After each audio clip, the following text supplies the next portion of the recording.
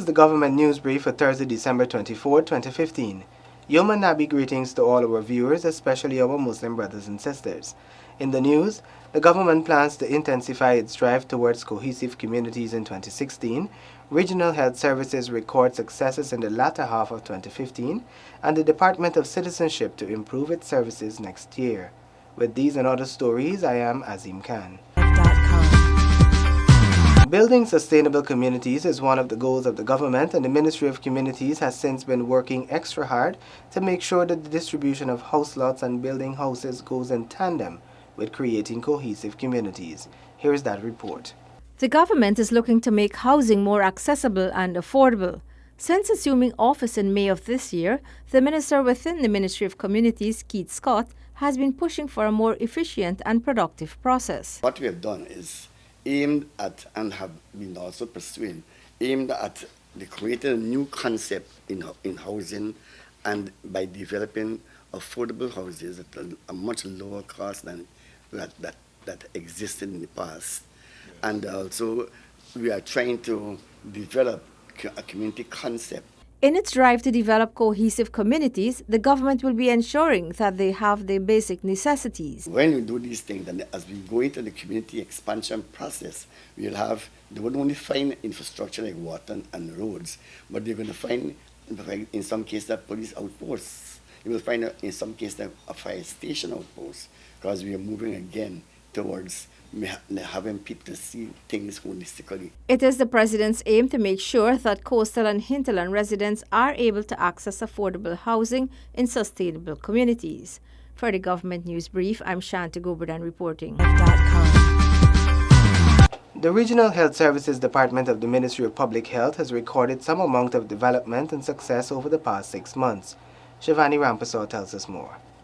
The Regional Health Services is a department within the Public Health Ministry, primarily responsible for the delivery of adequate and appropriate health care to all citizens across the 10 administrative regions. The department has been able to record significant progress over the past 6 months. Our country is divided into 10 administrative regions, and so we want only, if we were to come out of the city or Region 4, to go, be it in the interlands, like Regions 1, Region 7, Region 8 and 9, we would want to ensure that our delivery of care is not compromised, but more or less standardized.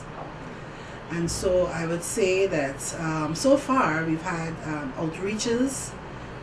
There are about 1,729 patients we have seen by doctors coming into the regions. There was a total of 70 patients who had successful surgeries at Mabaruma, Lethem, and Bartica hospitals. Previously, there weren't doctors assigned to those regions, but now we have at least 7 doctors deployed in Regions 1, 7, 8, and 9. Like any other sector or departments, the Regional Health Services Department is also faced with several challenges. These include not being able to retrieve materials in a timely manner. The rapid turnover of regional health officers has presented a severe challenge in the execution of effective management and leadership within Regions 1, 8, and 9, and the Cuban doctors continuing to face challenges related to inadequate medical supplies and equipment. However, the administration will be working on rectifying these problems in the coming year. There are projections. We're looking at the bright side of things, and so we'll continue to have our medical doctors and other personnel being deployed in the hinterlands. We want to work definitely on our drug and medical supplies to all our health facilities. And of course the Cubans, as I said, we have a partnership with them, and we want to ensure that they are registered to practice, and also other health professionals as well. For this Government News Brief, Shivani Rampasad reporting. The coming year should see great improvements in the Ministry of Social Protection. The ministry plans to engage in a number of activities and initiatives so as to better serve the Guyanese people regardless of their location. More in this report. Minister of Social Protection Vala Lawrence has announced that by next year, the family court will be integrated into the society. The family court aims to offer swift help and immediate action. I was informed by the Chancellor that by February they will be ready for the opening of the family court. and I cannot wait for February to come. I wish it was tomorrow, like many of the officers. This court is a first of its kind locally, will play a very important role for those accessing its services. The number of cases that are in the magistrate court have been prolonged for a very, very long time. And sometimes, or too often, frustration steps in. So the family court is going to take care of a lot of the issues which we now face. Persons in the legal fraternity and members of the public have been calling for a family court for a number of years. This court would address the need for certain matters to be handled in a sensitive environment. For the Government News Brief, Shanaz Lowe reporting.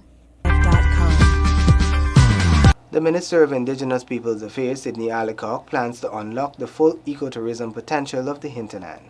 Here are the details. Minister Alicock is working to promote nature-based tourism. Emphasis will be placed on culture, agro, and other traditional tourism products, including hiking, biking, and boating. Type of tourism we're looking at is not necessarily putting up hotels or lodges. What we're looking for is activities, like the history of the place. People want to know more. According to Minister Alicock, he wants to promote hinterland tourism in a way that makes it a learning experience for all those who visit. It is about taking people to see the beauty and to see the indigenous peoples in their natural habitat, a way of life that is understanding the laws of nature. The minister urges Guyanese to visit the hinterland areas, as he noted that the beauty of Guyana lies in the hinterland. For this Government News Brief, Shivani Rampersad reporting. Guyanese can look forward to consistent improvement in the services offered by the Department of Citizenship of the Ministry of the Presidency, as 2016 would be a year of expanded services. Shanaza Lowe tells us more. It is the aim of the Department of Citizenship to serve all Guyanese efficiently, professionally, and in a timely manner. You can look forward for a more courteous immigration staff at the airports. You can look forward for us seeking to broaden the process of decentralization of our work, whether it is passports or birth certificates.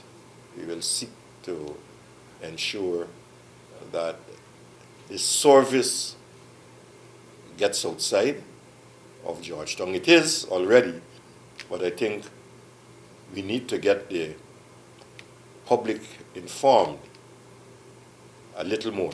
In 2016, the department will implement a program to address late registration, as this is one of the challenging issues facing many Guyanese, especially those in the hinterland communities.